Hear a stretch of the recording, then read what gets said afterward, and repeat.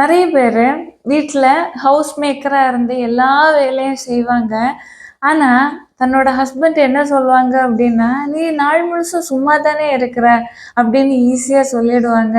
அந்த சும்மா இருக்கிற அப்படின்னு உள்ள வார்த்தைக்கு பின்னாடி எவ்வளோ வேலைகள், வேதனைகள், தியாகங்கள் இருக்குது அப்படின்னு ஒரு கணவர் எப்போ உணர்கிறாரோ அப்போதான் அவர் திருமணம் செஞ்சு வாழ்கிற வாழ்க்கையில் அர்த்தமுள்ள வாழ்க்கையாக வாழ்கிறதுக்குள்ள வழியை தெரிஞ்சவராக இருப்பார். ஓகேவா?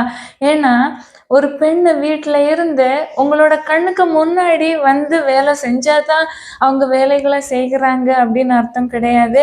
நீங்கள் ஒரு நேரம் மொபைலை பார்த்து ரீல்ஸ் பார்த்துக்கிட்டு இருக்கலாம், இல்லை யார்கிட்டயாவது சேட் பண்ணிக்கிட்டே இருக்கலாம். அப்போ ரெடியாக உங்களுக்கு காஃபி வந்திருக்கும், டிஃபன் வந்திருக்கும், லஞ்சு வந்திருக்கும், டின்னர் வந்திருக்கும். ஆனால் அதெல்லாம் எதுவுமே டக்குன்னு மேஜிக்காக வந்து கிடைக்கிறது எதுவுமே கிடையாது.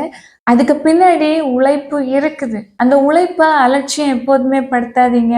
ஒரு சில குடும்ப பெண்கள் நல்லபடியாக சமைப்பாங்க. ஒரு சில நேரம் அவங்களோட மனது நல்ல மகிழ்ச்சியானதாக இருக்காது. ஏதாவது பிரச்சனைகள்னால வருத்தத்தோடு இருப்பாங்க.